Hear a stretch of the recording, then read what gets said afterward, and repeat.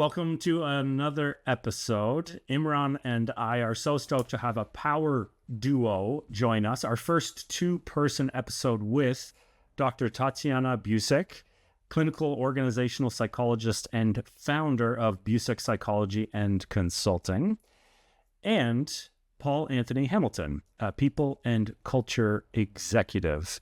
And with Tatijana and Paul, we talk all things AI and psychology, deep psychology, clinical, emotional, the experience of fear, and how we humans are trying to just navigate this craziness that is the great AI transformation. So hope you enjoy. It was a great episode. Well, let's jump into it. Hi, Paul, Tatijana. Great to have you with us. Welcome. Hi. Nick, we're really excited to be on this podcast today. I know you hear that all the time, but truly, I'm excited because I'm with four people that I think are incredible, that could have a conversation in a bar or in a reference library or in an auditorium. And I think the subject is so fascinating today. So super excited to be here today. Awesome.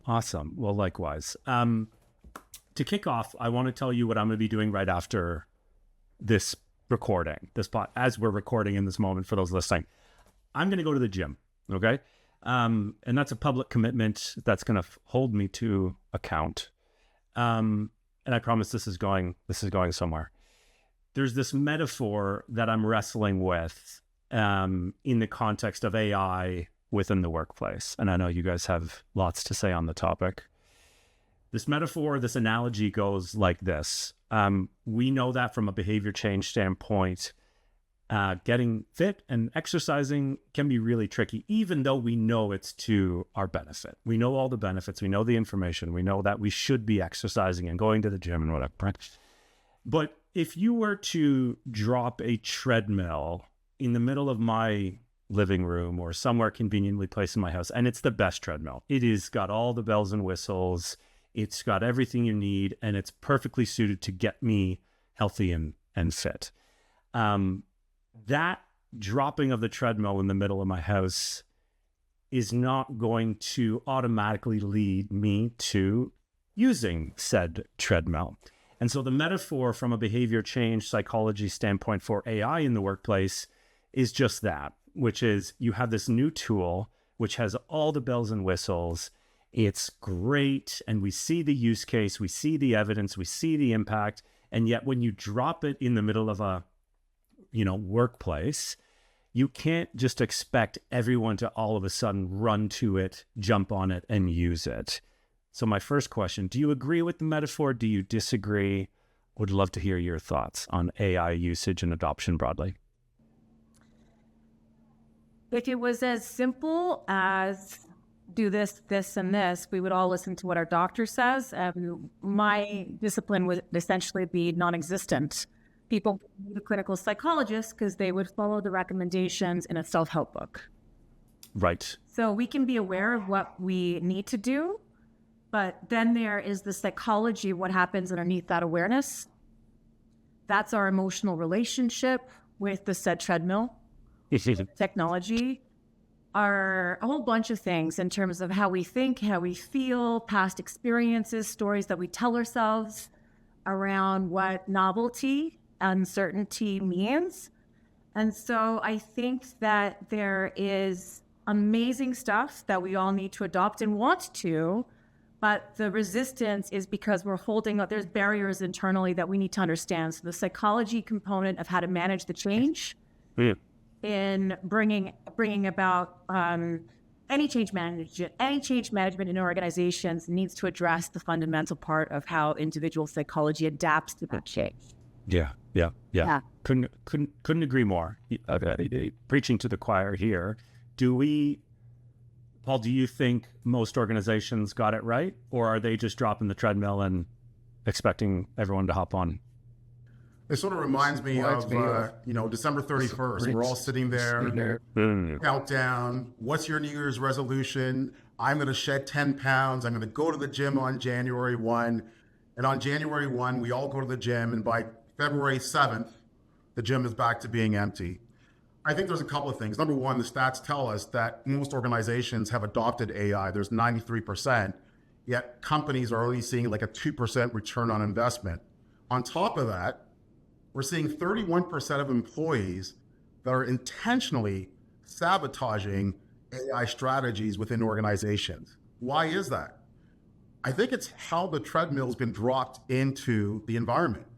When a leader says, hey, we're dropping this treadmill in because we want to be more efficient, an employee listens to that and says, you're asking me to lose weight, or this treadmill is going to replace me. So what's the incentive for me to actually use this treadmill? Because the treadmill is going to take away my relationship with this employer. I think it's how we position the treadmill. I think it's a case of AI or technology is meant to supplement and complement and increase capability, not take away. And I think leaders need to reframe how they position that treadmill within their organization. Hey, by the way, sorry, Imran, you can jump in, but just to say, I really hope this treadmill analogy goes from the beginning to the end of the podcast. We might have a title. Yeah. Yes. I literally just bought one while we were talking because I felt like there's a need here. I got a couple of questions. Like, one, how can we be so disciplined in certain areas of our life and get on that treadmill, right? Because that's important to us. And in other aspects, not, sort of use the same level of rigor in the way we think about it. I know a lot of great workers that are extremely adaptable in areas that are of interest, or like there's some level of comfort or understanding. And in others, it's like they want to sabotage it. The 31% is a great stat where I'm hearing that more and more, right? Like the hardest part of AI adoption is the transformation piece, which has kind of been true for most tech in our life. So why does that happen? Like, why are we so open for certain types of change and not others? A great question. I'm not sure what the answer is. There's probably a few different possibilities, but something that comes to my mind that I've been thinking about and incorporating into a lot of my leadership development is shifting from high reactivity to more responsivity. And so we're living in a world that's very fast. And like that fast is accelerating every second in ways that we cannot compare to any other time in our known history. That's new. And so the fear centers, we're all anxious. We're all in some place on the continuum of anxiety, because no anxiety means you're dead, your time's up. So we're all there somewhere. But this high reactivity in assuming what this means is almost like a response to the speed at which this acceleration is happening around us. And so it's not necessarily an individual or a team or an organization's fault. It's kind of brain biology. We need some support to help the mind understand that this isn't threat to your survival. This is novelty. This is newness. This is some kind of growth opportunity. So we like familiarity and we also like uncertainty. And maybe we're going more to the familiar because there's so much uncertainty right now. Hey, and to I love that. I took to Paul's point too. It's all in the messaging of how that thing, that new stimulus, this novel experience or thing, how it's communicated, the messaging around it, how it's framed, right? I think a lot of today's AI implementations, the comms and the messaging around it is not thought out, or at least not considered in the psychological realities of us human beings. And so a lot of it's just like, yeah, there's this new thing, we're doing it. It's mandate, we got to do it, but it doesn't come with and here's how it's going to empower you. Or here's how it's going to make your job, free up some of the stuff so you can do more creative or more strategic work. I think all the end user sees is the new thing, but not the exciting new, the terrifying limbic system fear centers activated new thing, Would you agree? You think, Nick, that's because we're leaning on efficiency? Like efficiency is the gain output here? Yeah, I think Yeah. so. Because and then when you look at efficiency gains, who's the beneficiary of that? The organization, the employer. For the most part, I think some people are trying to make the argument that like, look, your job will be more efficient, you'll have more free time, but then what's going to go into that free time is more work and more busyness. So am I really no, I think that the organization is the beneficiary, I would say. Hey, Nick, let me share something with you. I was reading please. recently, and I'm not sure which Big Four organization or consulting firm shared this stat, but 93% of IT implementations, the budget goes to the IT. Only 7% goes to the people that are actually using the IT. And I think that needs to be adjusted because there, as you mentioned, there is such a strong change management component to it. And it's not just moving from widget A to widget B, it's the psychological change that comes with that. And I think if organizations fail to recognize that with the result of implementing a piece of technology, that there could be some impact to the individual that's using it, you're not going to see the return on investment. You are going to see employees that are somewhat dubious about what this technology is going to do and how is it going to impact me personally, professionally. So I think we need to revisit when an organization does an IT implementation, whether it's AI or whatever's next, you have to think about the person that's using it and how do you ensure that you're putting their arms around them with the support. It's not the 7%. You need a heck of a lot more than that to ensure that they're comfortable and that they're really going to see how it's going to enable them to be better at their job. Mm-hmm. So you said a dirty word. You said the C word, change management.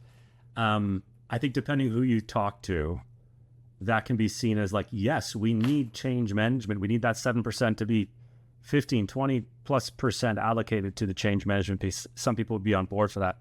I think another group or another audience would hear change management and roll their eyes or go, oh, here we go again. And what do we do with that? How do we reconcile that? Because while I agree in principle, change management and the group who's responsible for change management, typically HR, has a bit of a negative kind of stereotype or there's a stigma. So how do we grapple with that, do you say? I'll start with this one because I think it's fascinating. And it could be 7%, it could be 70%. The percentage doesn't matter to me. I think change management today is addressing the symptoms. It's not addressing the change that really needs to happen.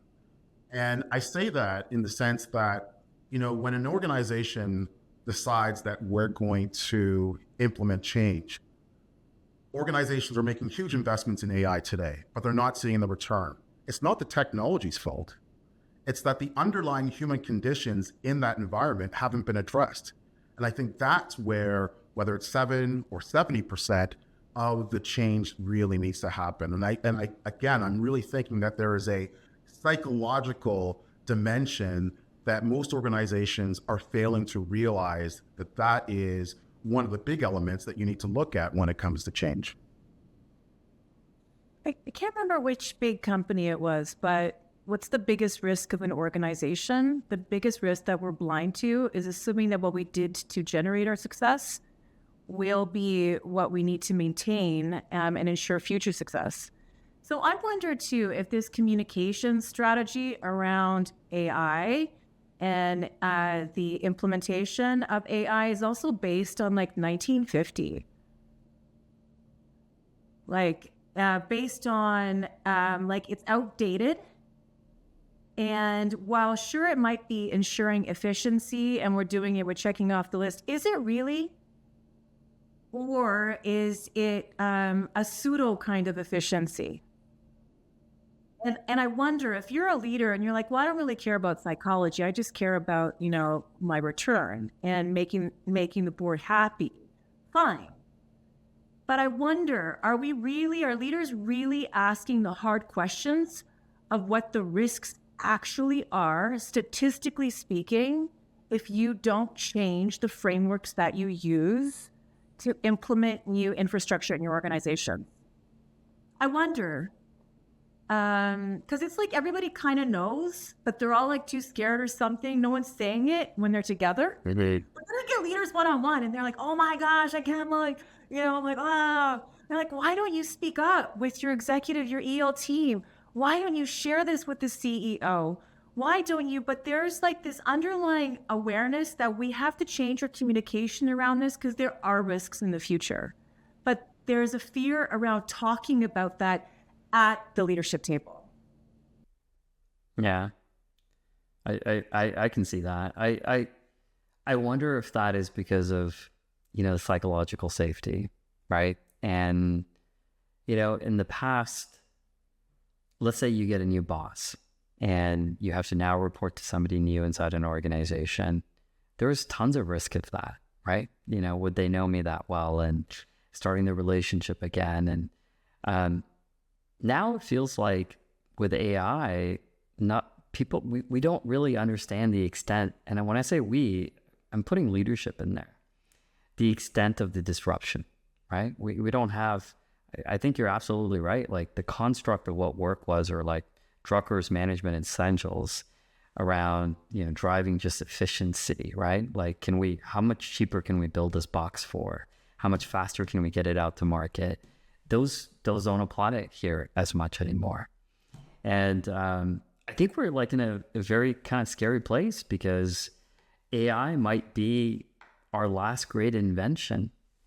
And, we're kind of at this point where, you may have an AI that's your boss in a future scenario, AI who's deciding what work you work on, and you're kind of coexisting in teams, and we've not even, kind of touched that, topic at this point of how the dynamic of the organizational chart's going to look like here. And there is this like massive fear on like this universal basic income and 40% job loss, and this like crushing, like it would completely challenge economic systems, education systems, political system. Like, so the degree, not to be an alarmist here, but like, why not? It's Friday. Like, to the level that we get to, what do we do? What do we do when 40% of the folks don't know what to do with all this efficiency, right?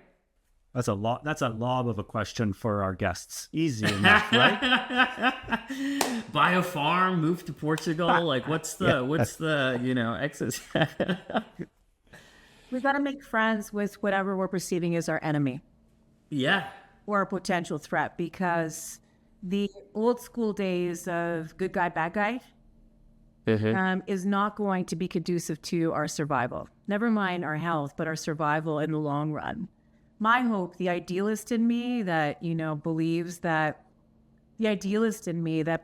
infinite possibility, because I see it in my work. I see people change in my work. I measure it. I see them in year 1, year 2, year 3. I sometimes see them in year 5, 10. It can happen with the work, like your treadmill. You got to do the work and understand why you need to do the work, not just because you're told to do the work. And if we really understand how this is conducive to future generations, including our children, if we don't have children, it's our neighbors. If not that, then it's like son of your niece, whatever. If we understand the value of making friends with the thing that we're afraid of and how rooted to our survival that is, that might spark a different kind of appetite for courage. Good. I like that. I like that frame. Go ahead, Paul. I think you use the F word. And the F word, of course, is fear. And I think there's a lot of motivation in terms of how we're responding based on fear. So even the stats that you just threw out, that's a crystal ball data point. We're not sure where we're going to land, 5 years from now. And there's some concern. But I've learned from smart people, including the person sitting beside me, that we can't be motivated by fear. We really can't. And I think that is a dangerous position to make decisions on or assumptions on. And I think we need to reframe or pivot that sort of mindset in terms of AI and the, what it's going to happen.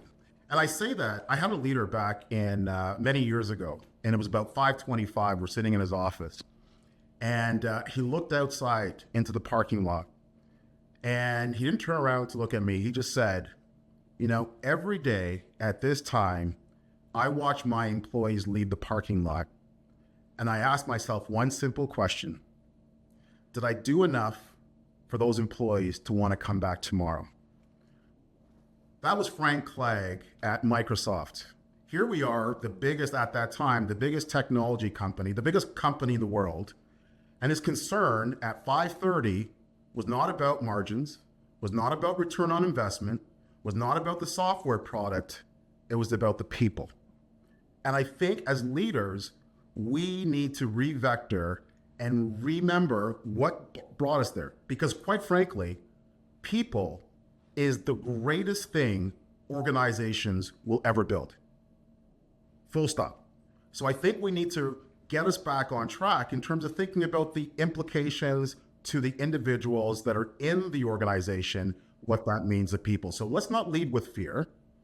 And let's remember that our employees are still the paramount piece of product and that we're building in every organization. I was grappling with this line for a piece I'm writing, and I was trying to use my own human brain to do the writing instead of Claude or ChatGPT. Imagine that. And where I haven't quite figured out the sentence yet. It's a very important sentence within this piece I'm writing, but it's something to the tune of everyone's thinking about how AI can help them gain some sort of competitive advantage. But does that make sense when there's no more people around the table to actually compete? So it's almost like we're losing sight of, Paul, exactly what you said. Like, what is it really about at the end of the day? It's about people.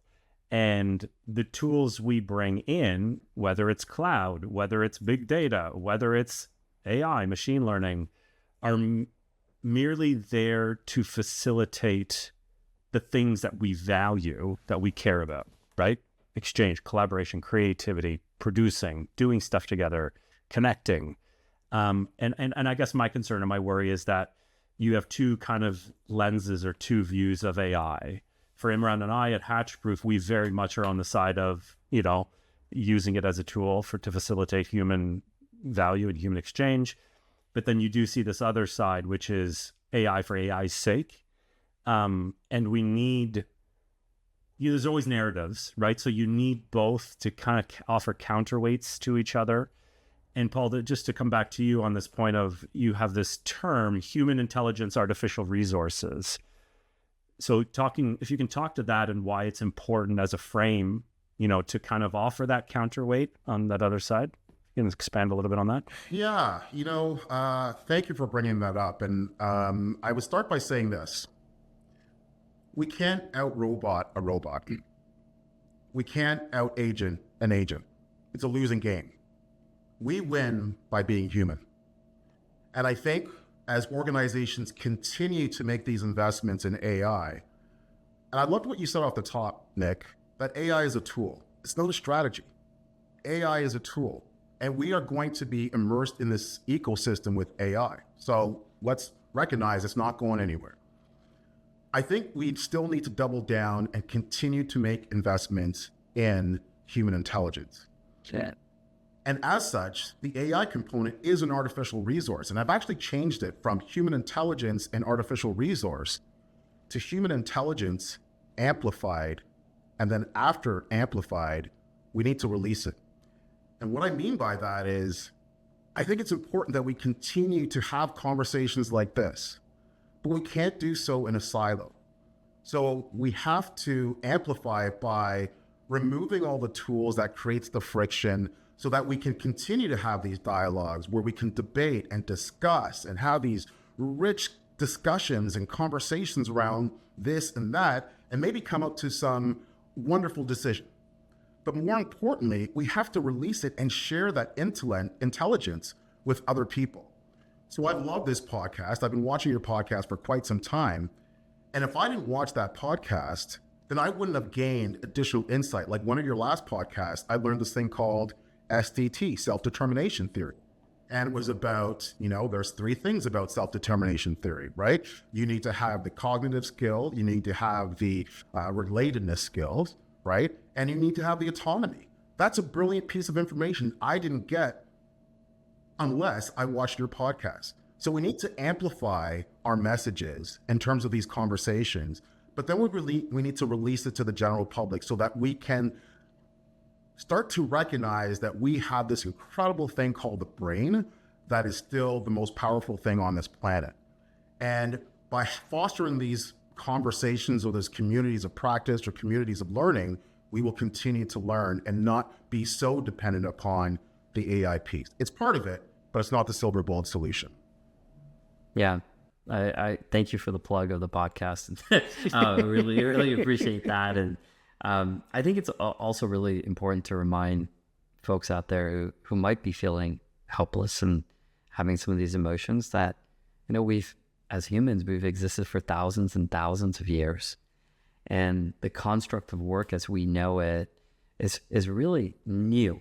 If you look at the timeline of human beings, right? We've always had merchant, we've always had trade, we've had barter systems, but this idea of going to a big box and plugging into a computer that's even smaller in front of you and, producing output, wasn't always what we were meant to be, okay? And what fulfillment came from for us as individuals.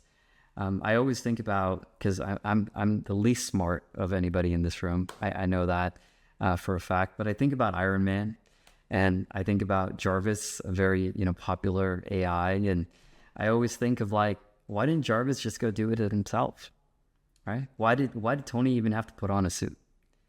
And I think about human judgment coming into play and emotion, and if you look at that character, the calls that he makes at certain times of risk, and that an AI calculated may not take the same levels of risk to save and protect. And it's just like a very, simple way of thinking about how two can actually coexist in a very meaningful way, where you've got data, insights, intelligence fueled by emotion, character, judgment, experience, right? Of what to do and what not to do in a real world. And so there's tons of hope for everybody out there. And, this too will evolve into like the next generation of what we're supposed to do. Type of stuff, but it's extremely scary. And I think it gets even scarier depending on where you are in sort of the hierarchy of looking at these things. We were driving up here and you shared some interesting stats that I thought sort of addresses Imran's point around the impact of workplace psychology. I don't know if you can share that. I guess I'm asking you to share that. A whole bunch of them. I was like, The cost. cost. Yes. Yeah. So I think the last bunch of research I read was from Deloitte, where the total economic burden of unaddressed mental health, and I changed that to unaddressed psychological issues. Because when we say mental health, people think it's like, you got to meet criteria, but diagnoses, studies, that kind of, but really mental health is around motivation, engagement, culture, all this stuff. What did I say? It was $2.5 billion a year. And now in Canada, just in Canada alone, the overall economic burden, and by 2040 is close to $2.5 trillion. And so there is a lot at stake from every single angle that we look at. And you said something about complexity. Technology, what was it? Technology? Yeah. So I love what you said earlier around Imran, around human judgment, because quite frankly, and I don't know, this is just my personal view. I think automation is going to get to a point where it recognizes there's some complexity in the system. And at that point, human judgment needs to take over. That to me is the automation ceiling. The automation ceiling is where AI and all technology says, I can't compute because I need things like empathy, compassion. How do I navigate in the gray area? These nuances that I'm not familiar with, these relational pieces in terms of sitting in a room together and having these dialogues. That automation ceiling is where human judgment then takes over. And that, to me, is an irreplaceable human advantage. That is where we still have, not only do we still have a lot of room to play in, but that's where we're going to excel. And I think with AI, I remember having this conversation a while ago. Someone said, AI is great because what it should do is allow the humans to not focus on the human activity, so the stuff below the line, but allow us to focus on the things that are human value, the things above the line. And as AI continues to increase, we should reduce the amount of work that we're doing in terms of transactions activity and focus on things that are more cognitive, that are focused on the human value. And I believe, again, that's just sort of what I think is where we're going, is that we are going to invest more in the human value, the things that you mentioned, human judgment, emotional, the complexities of emotions and relationships. That stuff, I don't think technology can beat us on. Yeah. And I think we were saying earlier, like AI will and has proven to free up time and to provide efficiency gains. And I think we as leaders and kind of the ones who are forging the path ahead of us, we have to carefully assess and say, okay, with that free time, what are we going to do? Are we just going to do more of that? And then we can automate and speed that up into this like sort of like ad nauseum cycle? Or are we going to use that free time to occupy that? I like that kind of as a visual, Paul, like that space. And we seem to be all optimists in this room. So the answer will be yes. I think that's the biggest question. Like, what are you going to do to sort of occupy that time? But that's a part of the mission of what I do, whatever it is that I'm doing under the umbrella of organizational and clinical psychology, is to help people address the role of fear everywhere. Because we need to learn how to work with our fear in the way that it's designed to be. It's not designed to be in chronic activation mode. It's designed for small spurts. And so if we, my hope is for sure, I'm in the optimistic zone. If we get more people on that treadmill, that one's for you, Nick. Well done. Well done. Face whatever it is that we're so scared of, whether it's AI or it's talking to my partner about something difficult, or it's, this isn't just, these issues are not just in the world of business and artificial intelligence. It's also in our personal lives. And how we're conducting certain things in our personal lives is playing out in organizations as well. Fear of conflict, no open, it's like everyone is, there's like no dissent, fear of dissent, individual differences. This is a real opportunity, I think, in human history to nail how to work with fear adaptively. If we can learn how to do that and organizations prioritize that as probably one of the biggest returns that they can get, then I think we have a good future. I was speaking to a leader a couple of days ago, and so this whole notion of fear, I think there's one, and I kind of, wrestled with this myself, the fear of knowing oneself. I think work has kept us busy for a very long time, and there's folks who live from the age of 17 when they go to college all the way up to retirement, and sometimes they don't even retire. And they just lead these really busy, and they're important, and they're leaders, and they've climbed the hierarchy. But they're afraid of the quiet, right? They don't take holidays. They just work. They fill the space. So I think what comes with this sort of like AI, and it's doing the stuff that I would normally do to keep myself busy. We're afraid of that because what does it mean? Well, it means that I have to sit in a quiet room with my thoughts. And I think folks like you, Tatijana, as a clinical organizational psychologist, I would say it really speaks to having more brains like yours in front of leaders and around boards, and because otherwise they're not going to be thinking about this stuff, or at least they're not going to be framing it in the right way. Yeah. Relevance, right, Nick? Well said. Relevance. Well said. I do some assessments with CEOs.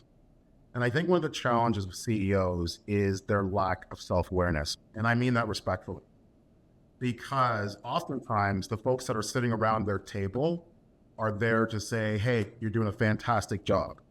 But they're not getting that sort of honest assessment of what their blind spots are. So they're drinking from their own Kool-Aid, which can be problematic.